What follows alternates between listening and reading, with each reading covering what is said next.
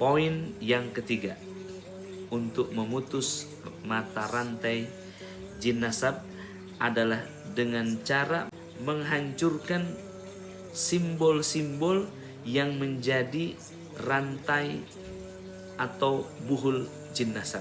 Teman-teman tahu buhul sihir kan? Artinya adalah ikatan sihir. Nah, nasab atau jin nasab pun juga punya rantai atau tali yang mengikatnya. Apa pengikatnya? Adalah simbol-simbol yang menjadi warisan dari leluhur kita. Contoh, pusaka warisan. Ada apa itu? Macam-macam, tombak, keris, rompi. Kadang-kadang bentuknya unik, semisal mahkota, bentuknya semisal gelang, kalung, sertifikat darah biru, ya, nampaknya keren ya, diwarisi surat bahwa Anda adalah terah kerajaan A, B, atau C. Tapi hakikatnya itu adalah warisan penyakit dari leluhur Anda. Jadi banyak sekali saya temukan yang menderita kanker ini ternyata leluhurnya juga kanker. Kematiannya karena kanker. Anaknya pun sudah mengidap kanker. Nah, bagaimana ini memutuskan rantai jin nasab ini? Jawabannya adalah dengan menghancurkan warisan leluhur tersebut. Oke, kalau gitu Ustaz, batunya yang harganya 1,5 miliar itu dipecahkan. Yes? Ya. Kerisnya Ustaz, yang ini berharga sekali, ini warisan leluhur. Ya, it's your choice. Ya. Anda boleh memilih, ya, memilih sakit dan anak keturunan Anda sakit, atau Anda merdeka daripada perbudakan syaitan leluhur. Yang keempat, memutuskan seluruh perjanjian, akad-akad batil, akad haram antara leluhur kita dengan bangsa jin. Jadi misalkan begini, ayah saya punya ilmu kebal, maka ilmu kebal itu tidak akan dimiliki ayah saya kecuali dia telah bersumpah di hadapan setan, telah memenuhi ya keinginan atau mahar atau syarat yang diminta oleh guru spiritualnya dulu. Nah, ini yang diputuskan. Diputuskan itu bukan berarti kita mewakili ayah kita memutuskan itu, bukan kita bertaubat mewakili ayah kita, no, bukan begitu. Ayah kita telah bersekutu dengan setan, maka setan telah menganggap ayah kita itu adalah budak setan. Ketika lahir anaknya, maka anaknya dikategorikan, dianggap oleh setan sebagai budaknya pula. Dan setan berharap anak keturunannya ini menjadi apa? Menjadi pengikut mereka. Allah Ta'ala berfirman di dalam Al-Quran tentang sumpah iblis. A'udzu billahi minasyaitonir rajim. Qala fabima aghwaytani la'aq'udanna lahum siratakal mustaqim. Allah Ta'ala berfirman, sesungguhnya iblis itu telah berkata, karena engkau telah usir aku Tuhan, maka lihat saja, aku akan memastikan Adam dan seluruh keturunannya pun terusir ke muka bumi. Aku akan halang dia dari kembali ke surga ini, dan aku akan datangi dari depan, belakang, kiri dan kanan mereka. Tsumma la'atiyannahum min baini aydihim wa min khalfihim wa an aymanihim wa an sama'ilihim wala tajidu aksarahum syakirin. Kata Allah mengulang perkataan iblis ini sampai engkau dapati sedikit manusia yang bersyukur. Dan Allah Ta'ala menjawab, wa qalila min ibadiyas syakur. Memang hanya akan ada sedikit manusia yang bersyukur.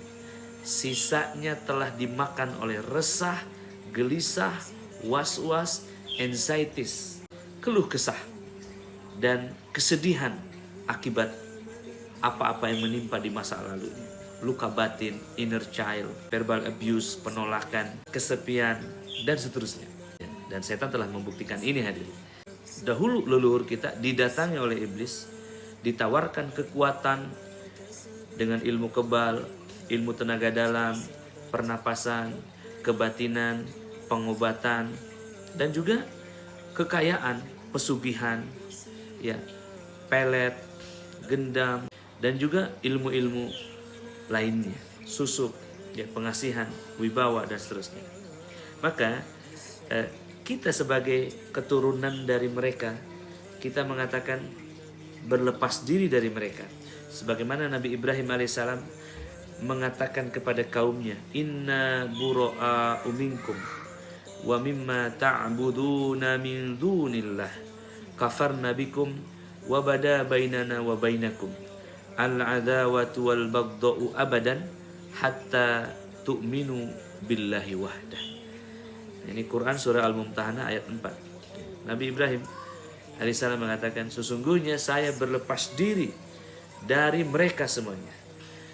Jadi kalau kita implementasikan, misalkan leluhur Anda pernah ada persekutuan dengan bangsa jin, maka Anda mengatakan inna bura'a minkum, ya Allah sesungguhnya kami berlepas diri dari setan-setan itu.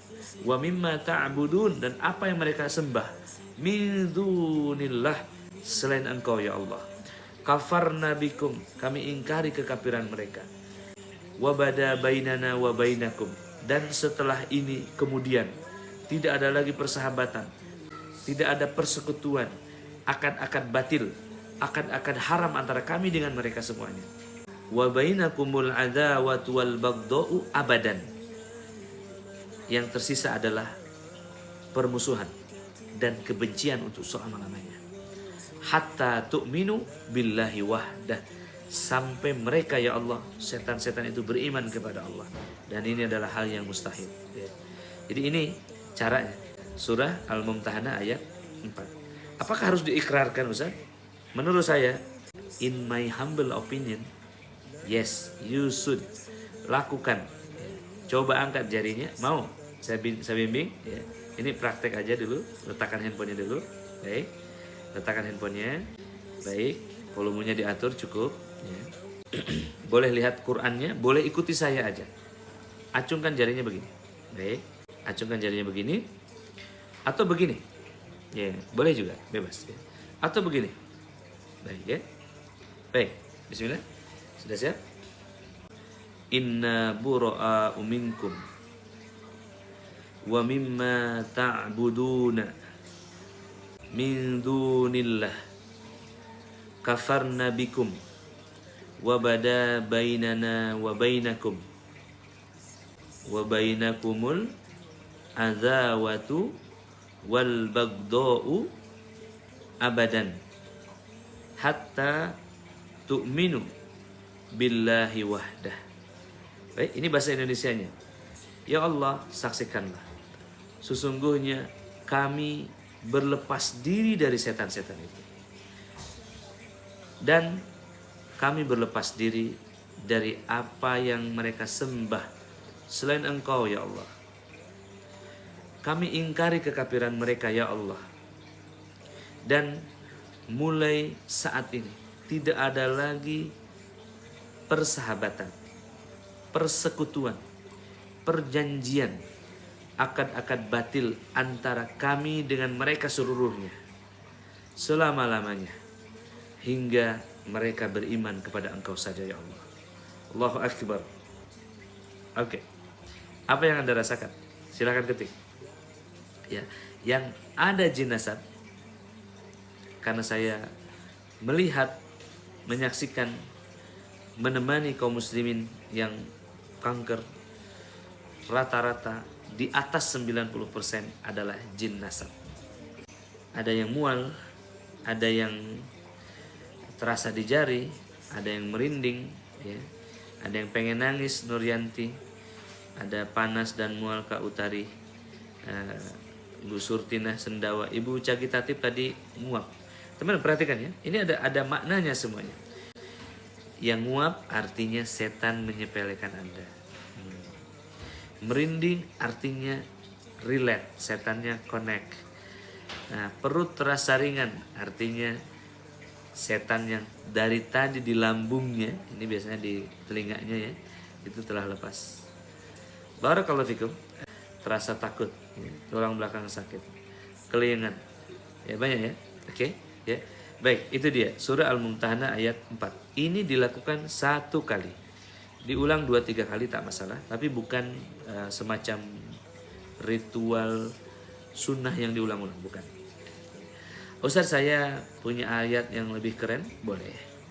Ustaz, saya nggak mau pakai ayat, pakai bahasa saya sendiri, boleh. Ustaz, saya mah nggak mau kayak gituan lah, yang penting bertaubat saja, boleh. Ya. Tadi in my humble opinion, dalam pendapat saya pribadi, itu ini akan mempercepat perlepasan dengan bahasa Jawa.